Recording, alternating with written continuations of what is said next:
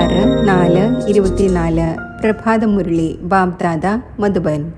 ബാബ പറയുന്നു, മധുരമായ കുട്ടികളെ, ശരീര നിർവഹണാർത്ഥം കർമ്മം ചെയ്തുകൊണ്ടും പരിധിയില്ലാത്ത ഉന്നതി ഉണ്ടാക്കൂ. എത്ര നല്ല രീതിയിൽ പരിധിയില്ലാത്ത പഠനം പഠിക്കുമോ അത്രയും ഉന്നതി ഉണ്ടാകും. ചോദ്യം: കുട്ടികളായ നിങ്ങൾ പഠിച്ചുകൊണ്ടിരിക്കുന്ന പരിധിയില്ലാത്ത പഠനത്തിൽ ഏറ്റവും ഉയർന്ന ഡിഫിക്കൽട്ട് സബ്ജക്റ്റ് ഏതാണ്? ഉത്തരം: ഈ പഠനത്തിൽ ഏറ്റവും ഉയർന്ന സബ്ജക്റ്റാണ് സഹോദര ദൃഷ്ടി ഉറപ്പിക്കുക എന്നത്. ബാബ ജ്ഞാനത്തിൻ്റെ 3ാമത്തെ നേത്രം നൽകിയിരിക്കുകയാണ്. ആ നേത്രത്തിലൂടെ സഹോദര ആത്മാവിനെ നോക്കൂ. അല്പം പോലും കണ്ണുകൾ ചതിക്കരുത്. ഒരു ദേഹധാരിയുടെയും നാമരൂപത്തിൽ ബുദ്ധി പോകരുത്. ബുദ്ധിയിൽ അല്പം പോലും വികാരി മോശമായ സങ്കല്പം നടക്കരുത്. ഇതാണ് പ്രയത്നം. ഈ സബ്ജക്റ്റിൽ പാസ്സാകുന്നവർ വിശ്വത്തിൻ്റെ അധികാരിയായി മാറും. ഓം ശാന്തി. പരിധിയില്ലാത്ത ബാബയിരുന്ന് പരിധിയില്ലാത്ത കുട്ടികൾക്ക് മനസ്സിലാക്കിച്ചു തരുന്നു. ഓരോ കാര്യവും ഒന്നാമതായി പരിധി ഉള്ളതുമുണ്ട്, രണ്ടാമതായി പരിധിയില്ലാത്തതുമുണ്ട്. ഇത്രയും സമയം നിങ്ങൾ പരിധിയിൽ ആയിരുന്നു, ഇപ്പോൾ പരിധിയില്ലാത്തതിലാണ്. നിങ്ങളുടെ പഠനവും പരിധിയില്ലാത്തതിൻ്റേതാണ്. പരിധിയില്ലാത്ത ചക്രവർത്തി പദത്തിനു വേണ്ടിയുള്ള പഠനമാണ്. ഇതിനേക്കാൾ വലിയ പഠനം മറ്റൊന്നില്ല. ആരാണ് പഠിപ്പിക്കുന്നത്? പരിധിയില്ലാത്ത പിതാവായ ഭഗവാൻ. ശരീര നിർവഹണാർത്ഥവും സർവ്വതും ചെയ്യേണ്ടതുണ്ട്. പിന്നെ തൻ്റെ ഉന്നതിക്ക് വേണ്ടിയും ചിലത് ചെയ്യേണ്ടതുണ്ട്. ധാരാളം പേർ ജോലി ചെയ്തുകൊണ്ടും ഉന്നതിക്ക് വേണ്ടി പഠിച്ചുകൊണ്ടിരിക്കുന്നു. അവിടെയുള്ളത് പരിധിയുള്ള ഉന്നതിയാണ്. ഇവിടെ പരിധിയില്ലാത്ത ബാബയുടെ അടുക്കൽ പരിധിയില്ലാത്ത ഉന്നതിയാണ്. ബാബ പറയുന്നു, പരിധി ഉള്ളതിൻ്റെയും പരിധിയില്ലാത്തതിൻ്റെയും രണ്ടിൻ്റെയും ഉന്നതി ചെയ്യൂ. ബുദ്ധി കൊണ്ട് മനസ്സിലാക്കുന്നുണ്ട്, നമുക്ക് പരിധിയില്ലാത്ത സത്യമായ സമ്പാദ്യം ഇപ്പോൾ ചെയ്യേണ്ടതുണ്ട്. ഇവിടെ എല്ലാം മണ്ണിൽ ചേരേണ്ടതുണ്ട്. എത്രത്തോളം നിങ്ങൾ പരിധിയില്ലാത്ത സമ്പാദ്യത്തിൽ ഊന്നൽ കൊടുത്തുകൊണ്ടിരിക്കുമോ അപ്പോൾ പരിധിയുള്ള സമ്പാദ്യത്തിൻ്റെ കാര്യങ്ങൾ മറന്നുകൊണ്ടിരിക്കും. എല്ലാവരും മനസ്സിലാക്കും, ഇപ്പോൾ വിനാശം ഉണ്ടാകേണ്ടതുണ്ട്. വിനാശം സമീപത്ത് വരുമ്പോൾ ഭഗവാനെയും അന്വേഷിക്കും. വിനാശം ഉണ്ടെന്നിരിക്കെ തീർച്ചയായും സ്ഥാപന ചെയ്യുന്ന ആളും ഉണ്ടാകും. ലോകം ഒന്നും തന്നെ അറിയുന്നില്ല. നിങ്ങൾ പ്രജാപിത ബ്രഹ്മകുമാർ കുമാരിമാരും നമ്പർ വൈസ് പുരുഷാർത്ഥമനുസരിച്ച് പഠനം പഠിച്ചുകൊണ്ടിരിക്കുന്നു. ഹോസ്റ്റലിൽ ആ സ്റ്റുഡൻസ് കഴിയുന്നു, അവർ പഠിക്കുന്നു. എന്നാൽ ഈ ഹോസ്റ്റൽ വ്യത്യസ്തമാണ്. ഈ ഹോസ്റ്റലിൽ പലരും ഇങ്ങനെ തന്നെ കഴിയുന്നു. ആര് തുടക്കത്തിൽ വന്നുവോ അവർ അവശേഷിച്ചു. ഇങ്ങനെ തന്നെ വന്നു. വെറൈറ്റിയാണ് വന്നത്. എല്ലാവരും നല്ലവരാണ് വന്നത് എന്നല്ല. ചെറിയ ചെറിയ കുട്ടികളെയും നിങ്ങൾ കൊണ്ടുവന്നു. നിങ്ങൾ കുട്ടികളെയും പരിപാലിച്ചിരുന്നു. പിന്നെ അവരിൽ എത്ര പേർ പോയി കളഞ്ഞു? പൂന്തോട്ടത്തിൽ പുഷ്പങ്ങളും നോക്കൂ, പക്ഷികളെയും നോക്കൂ, എങ്ങനെയാണ് ശബ്ദമുണ്ടാക്കുന്നത്. ഈ മനുഷ്യ സൃഷ്ടിയും ഈ സമയം ഇങ്ങനെയാണ്. നമ്മളിൽ ഒരു സഭ്യതയും ഉണ്ടായിരുന്നില്ല. സഭ്യത ഉള്ളവരുടെ മഹിമ പാടുമായിരുന്നു. നിർഗുണമായ നമ്മളിൽ ഒരു ഗുണവുമില്ല എന്ന് പറയുമായിരുന്നു. എത്ര തന്നെ വലിയ വ്യക്തി വന്നാലും ഫീൽ ചെയ്യുന്നത് ഇങ്ങനെയാണ്: നമ്മൾ രചയിതാവായ പിതാവിനെയോ രചനയുടെ ആദിമധ്യ അന്ത്യത്തെയോ അറിയുന്നില്ല. പിന്നെ അവർ എന്തിനു കൊള്ളാം? നിങ്ങളും ഒരു ഉപയോഗവും ഇല്ലാത്തവരായിരുന്നു. ഇപ്പോൾ നിങ്ങൾ മനസ്സിലാക്കുന്നുണ്ട്, ബാബയുടെ അതിശയമാണ്. ബാബ വിശ്വത്തിൻ്റെ അധികാരിയാക്കുന്നു. ആ രാജ്യം നമ്മളിൽ നിന്നും ആർക്കും തട്ടിയെടുക്കാൻ സാധിക്കില്ല. അല്പം പോലും ഏതെങ്കിലും വിഘ്നമിടാൻ സാധിക്കില്ല. നമ്മൾ എന്തിൽ നിന്നും എന്തായി മാറുന്നു? അപ്പോൾ ഇങ്ങനെയുള്ള പിതാവിൻ്റെ ശ്രീമത് അനുസരിച്ച് തീർച്ചയായും നടക്കേണ്ടതാണ്. ലോകത്തിൽ എത്ര ഗ്ലാനിയും കോലാഹലങ്ങളും മറ്റും ഉണ്ടാകുന്നു. ഇത് ഏതെങ്കിലും പുതിയ കാര്യമല്ല. 5000 വർഷം മുമ്പും സംഭവിച്ചിരുന്നു. ശാസ്ത്രങ്ങളിലുമുണ്ട്. കുട്ടികൾക്ക് പറഞ്ഞു തന്നിട്ടുണ്ട്, ഈ ഭക്തിമാർഗത്തിലെ ശാസ്ത്രങ്ങൾ വീണ്ടും ഭക്തിമാർഗത്തിൽ പഠിക്കും. ഈ സമയത്ത് നിങ്ങൾ ജ്ഞാനത്തിലൂടെ സുഖധാമത്തിലേക്ക് പോകുന്നു. അതിനുവേണ്ടി പൂർണ്ണ പുരുഷാർത്ഥം ചെയ്യേണ്ടത് ആവശ്യമാണ്. എത്രത്തോളം ഇപ്പോൾ പുരുഷാർത്ഥം ചെയ്യുമോ അത്രയും കൽപ്പകൽപ്പങ്ങളിൽ നടക്കും. തൻ്റെ ഉള്ളിൽ പരിശോധിക്കണം, നമ്മൾ എത്രത്തോളം ഉയർന്ന പദവി നേടും. ഇത് ഓരോ സ്റ്റുഡൻറ്റിനും മനസ്സിലാക്കാൻ സാധിക്കും. നമ്മൾ എത്ര നന്നായി പഠിക്കുമോ അത്രയും ഉയരങ്ങളിൽ പോകും. ഈ ഒന്ന് നമ്മളെക്കാൾ സമർത്ഥമാണ്. നമ്മളും സമർത്ഥമാകണം. വ്യാപാരികൾക്കിടയിലും ഇങ്ങനെയുണ്ട്. ഞാൻ ഇന്നയാളേക്കാൾ ഉയരങ്ങളിൽ പോകും, അതായത് സമർത്ഥനാകും എന്ന്. അല്പകാല സുഖത്തിനു വേണ്ടി പ്രയത്നിക്കുന്നു. ബാബ പറയുന്നു, മധുരമധുരമായ കുട്ടികളെ, ഞാൻ നിങ്ങളുടെ എത്ര വലിയ പിതാവാണ്. സാകാരി പിതാവുമുണ്ട്, അപ്പോൾ നിരാകാരി പിതാവുമുണ്ട്. രണ്ടുപേരും ഒരുമിച്ചാണ്. രണ്ടുപേരും ഒരുമിച്ച് പറയുന്നു, മധുരമായ കുട്ടികളെ, ഇപ്പോൾ നിങ്ങൾ പരിധിയില്ലാത്ത പഠനത്തെ മനസ്സിലാക്കി കഴിഞ്ഞു. മറ്റാരും അറിയുന്നതേയില്ല. ആദ്യത്തെ കാര്യമാണ്, നമ്മളെ പഠിപ്പിക്കുന്നവൻ ആരാണ്? ഭഗവാൻ എന്താണ് പഠിപ്പിക്കുന്നത്? രാജയോഗം. നിങ്ങൾ രാജ ഋഷിയാണ്, അവർ ഹഠയോഗിയാണ്. അവരും ഋഷിയാണ്, എന്നാൽ പരിധി ഉള്ളതാണ്. അവർ പറയുന്നു, നമ്മൾ വീടും കുടുംബവും ഉപേക്ഷിച്ചു.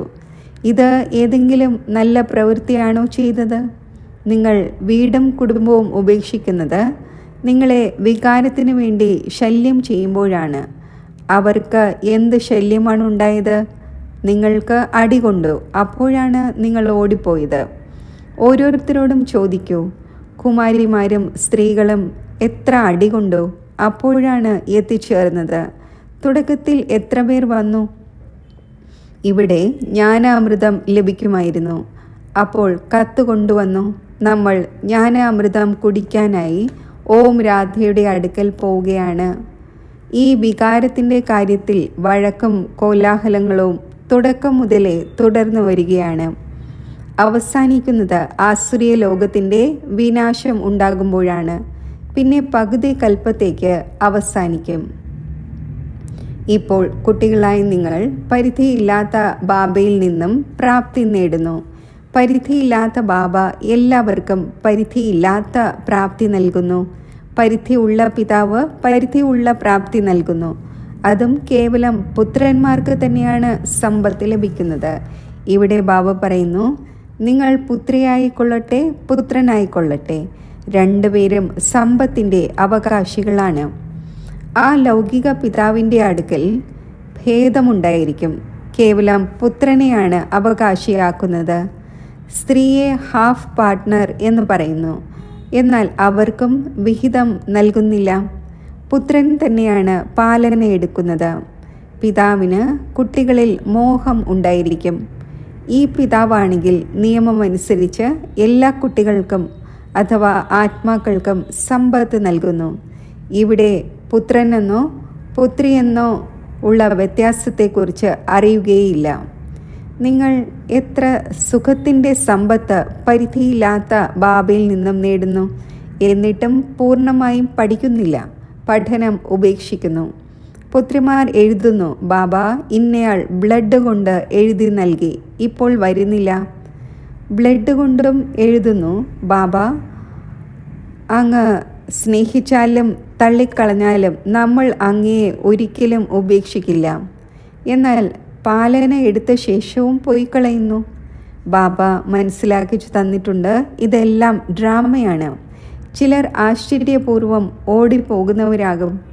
ഇവിടെ ഇരിക്കുമ്പോൾ നിശ്ചയമുണ്ടായിരിക്കും, ഇങ്ങനെയുള്ള പരിധിയില്ലാത്ത ബാബയെ നമ്മൾ എങ്ങനെ ഉപേക്ഷിക്കും?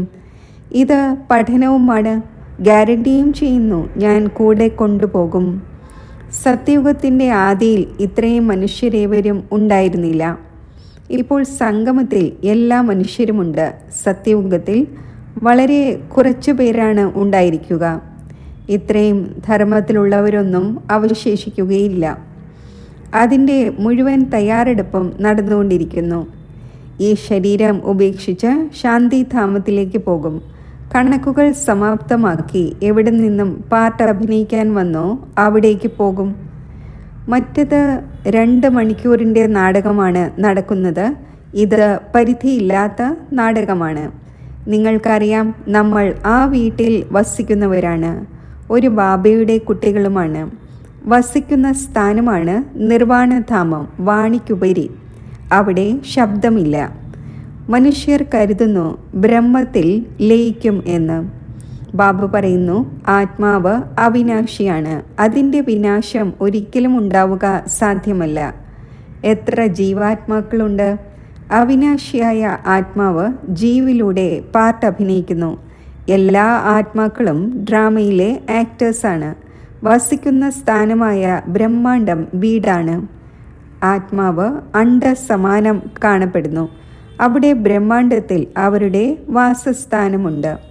ഓരോ കാര്യവും നല്ല രീതിയിൽ മനസ്സിലാക്കേണ്ടതുണ്ട്. മനസ്സിലാക്കിയില്ലെങ്കിൽ അഥവാ കേട്ടുകൊണ്ടേയിരിക്കുകയാണെങ്കിൽ മുന്നോട്ട് പോകവേ സ്വയമേ മനസ്സിലാകും. ഉപേക്ഷിക്കുകയാണെങ്കിൽ പിന്നെ യാതൊന്നും മനസ്സിലാക്കുവാൻ സാധിക്കില്ല. കുട്ടികളായി നിങ്ങൾ അറിയുന്നുണ്ട്, ഈ പഴയ ലോകം ഇല്ലാതായി പുതിയ ലോകം സ്ഥാപിതമാകുന്നു. ബാബ പറയുന്നു, ഇന്നലെ നിങ്ങൾ വിശ്വത്തിൻ്റെ അധികാരിയായിരുന്നു.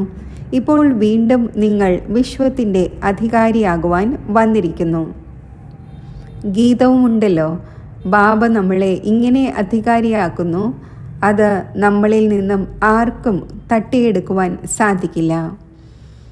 ആകാശം, ഭൂമി തുടങ്ങിയവയുടെ മേൽ നമുക്ക് അധികാരം ഉണ്ടായിരിക്കും. ഈ ലോകത്തിൽ നോക്കൂ, എന്തെല്ലാമാണുള്ളത്. എല്ലാവരും കാര്യം കാണാൻ വേണ്ടിയുള്ള സഹചാരികളാണ്. അവിടെ ഇങ്ങനെ ഉണ്ടാകില്ല. ലൗകിക പിതാവ് കുട്ടികളോട് പറയുന്നു, ഈ ധനസമ്പത്തുകളെല്ലാം നിങ്ങൾക്ക് നൽകിയ ശേഷം പോവുകയാണ്. ഇതിനെ നല്ല രീതിയിൽ സംരക്ഷിക്കണം.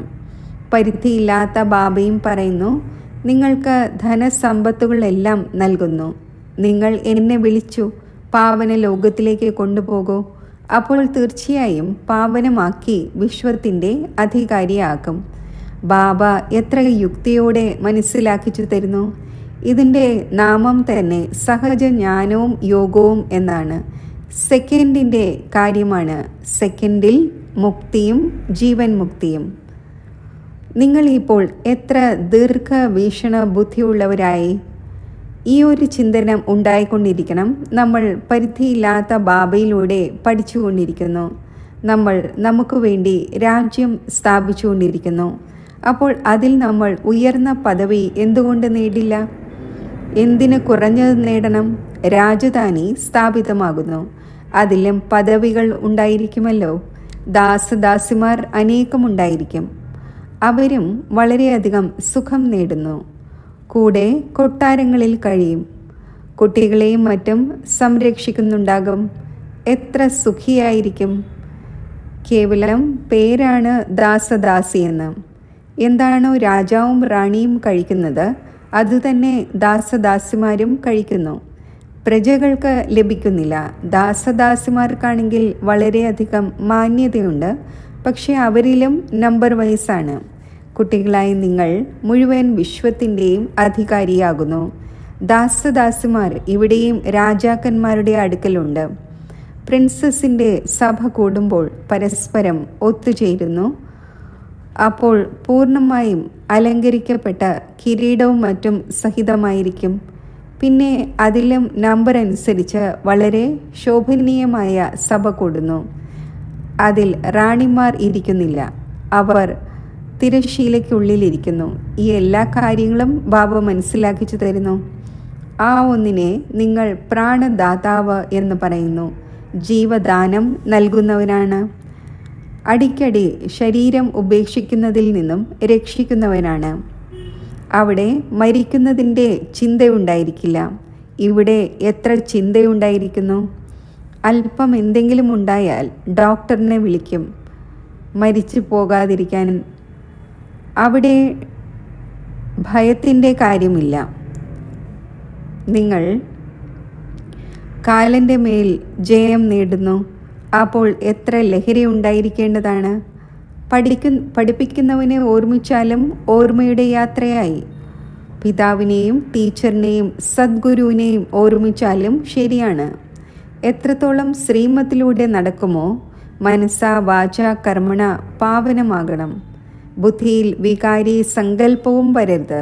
അത് സാധ്യമാകുന്നത് സഹോദരന്മാരായി മനസ്സിലാക്കുമ്പോഴാണ്. സഹോദരി സഹോദരൻ എന്ന് മനസ്സിലാക്കുന്നതിലൂടെയും മോശമായി പോകുന്നു. ഏറ്റവും അധികം ചതിക്കുന്നത് ഈ കണ്ണുകളാണ്. അതിനാൽ ബാബ മൂന്നാമത്തെ നേത്രം നൽകിയിരിക്കുന്നു.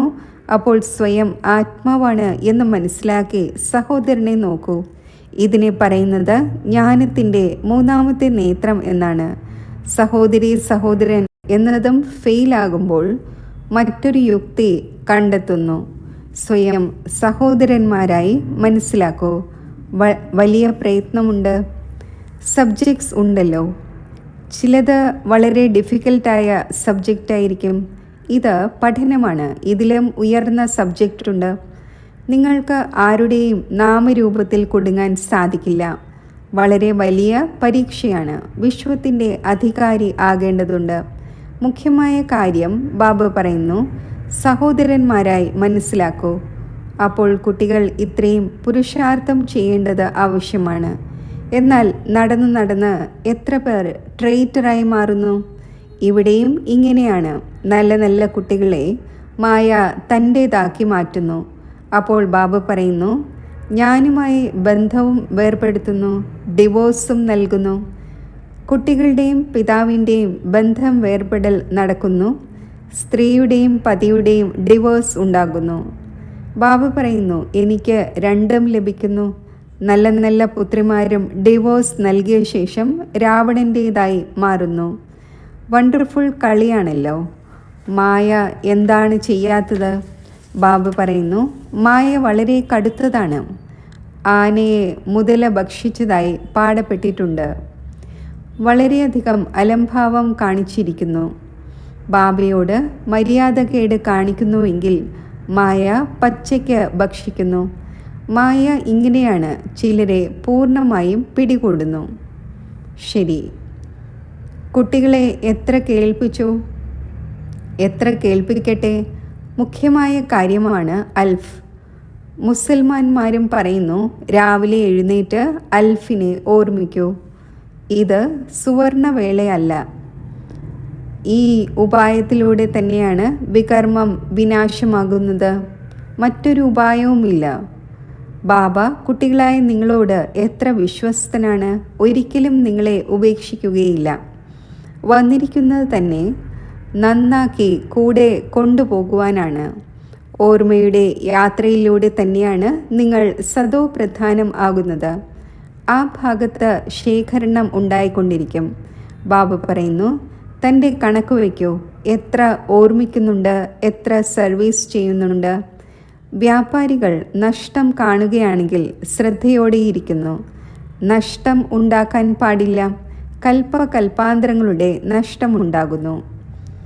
ശരി, മധുരമധുരമായ സിഖിലതെ കുട്ടികൾക്ക് മാതാവും പിതാവുമായ ബാബ് ദാദയുടെ സ്നേഹസ്മരണകൾ. Good morning.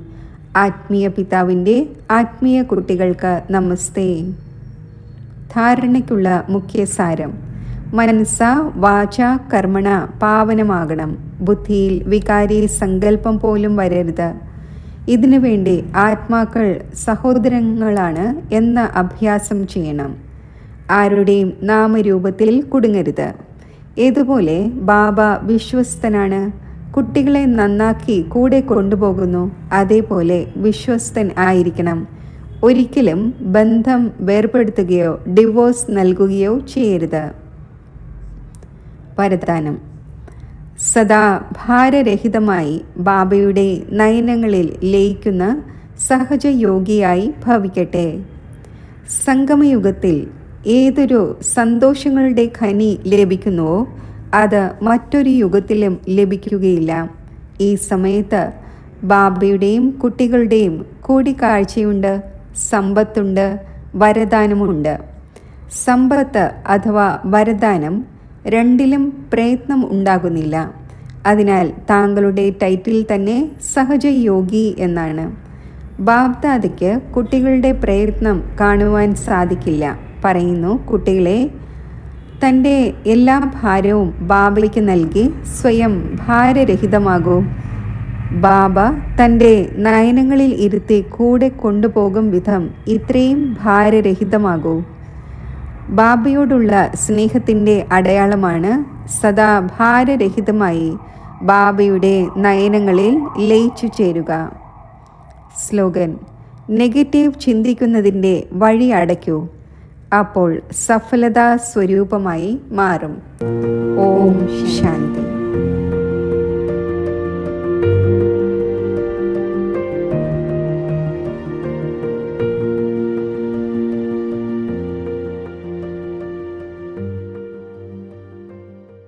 മനസ്സിൽ ഇങ്ങനെ സങ്കൽപ്പിക്കൂ: സൂക്ഷ്മ നക്ഷത്രം പോലെ തിളങ്ങുന്ന പ്രകാശ ബിന്ദു സ്വരൂപമായ ഞാൻ ആത്മാവ് പുരിക മധ്യത്തിൽ ഭൃഗുടിയിൽ വിരാജിക്കുന്നു.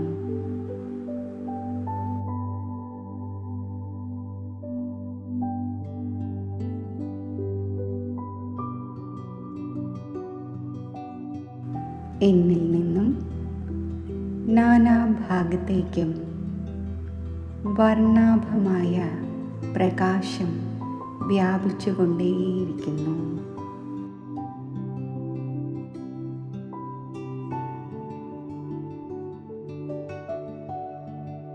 ബുദ്ധിയിൽ തൻ്റെ ഈ അതിസൂക്ഷ്മ ആത്മസ്വരൂപത്തെ കാണൂ.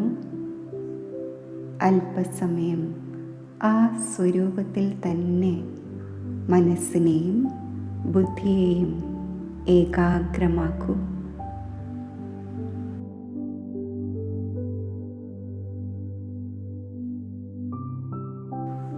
പിന്നെ മനസ്സിൽ ഈ സങ്കല്പം രചിക്കൂ: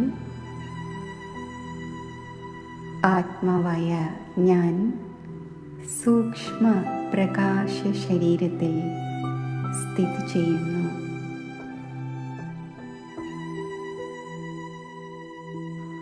ഈ സ്വരൂപത്തെ കാണുകയും മനസ്സിനെയും ബുദ്ധിയെയും ഈ സ്വരൂപത്തിൽ സ്ഥിരമാക്കുകയും ചെയ്യൂ.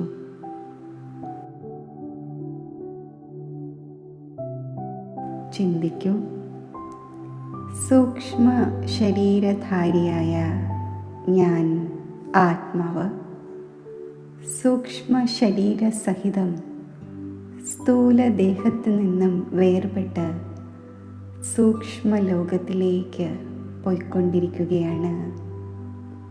കുറച്ചു സമയം ഇതിൽ ഏകാഗ്രമാക്കൂ.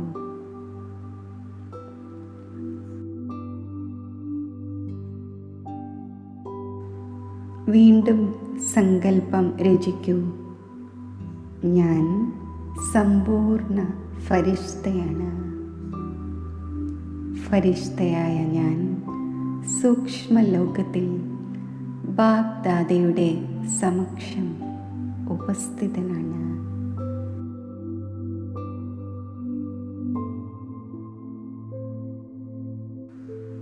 ഇപ്രകാരം സൂക്ഷ്മലോകത്തിൽ സൂക്ഷ്മ ശരീരധാരിയായി അവ്യക്ത ബാപ് ദാദയുടെ മുന്നിലിരിക്കുന്നതായി സ്പഷ്ടമായി കാണുകയും അനുഭവിക്കുകയും ചെയ്യൂ.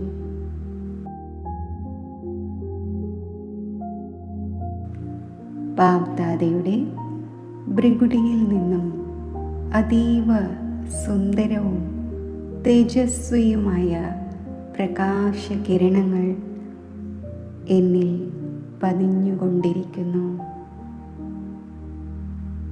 അല്പസമയം ഈ സ്ഥിതിയിൽ ഏകാഗ്രമാകുന്നതിൽ പ്രയത്നിച്ചുകൊണ്ടിരിക്കൂ.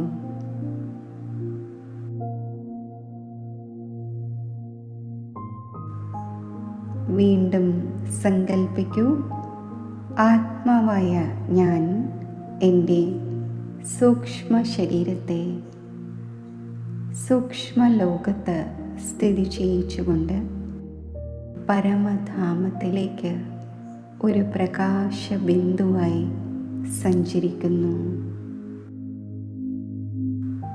ബുദ്ധി കൊണ്ട് ആ ദൃശ്യം കാണുന്നതിന് ശ്രമിക്കൂ.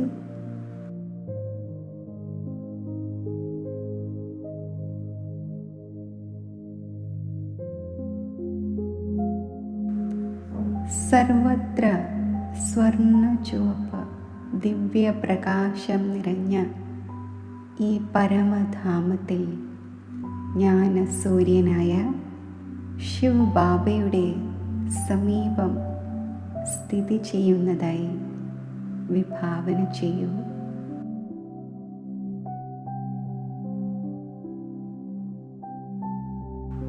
ജ്ഞാനസൂര്യനായ ശിവബാബയുടെ അനന്ത ശക്തികളുടെയും ഗുണങ്ങളുടെയും തേജസ്വി കിരണങ്ങൾ എന്നിൽ പതിച്ചുകൊണ്ടിരിക്കുന്നു.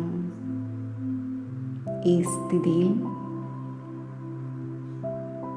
ശിവബാബയുടെ കിരണങ്ങൾ സ്വീകരിച്ചുകൊണ്ട് മനസ്സിനെയും ബുദ്ധിയെയും സ്ഥിരമാക്കൂ.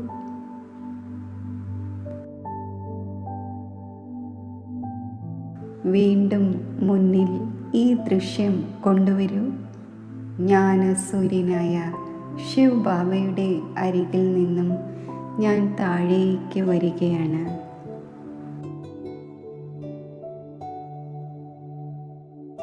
സൂക്ഷ്മലോകത്തിൽ വന്ന് എൻ്റെ സമ്പൂർണ്ണ അവ്യക്ത ഫരിഷ്ത രൂപത്തിൽ ഞാൻ പ്രവേശിക്കുന്നു.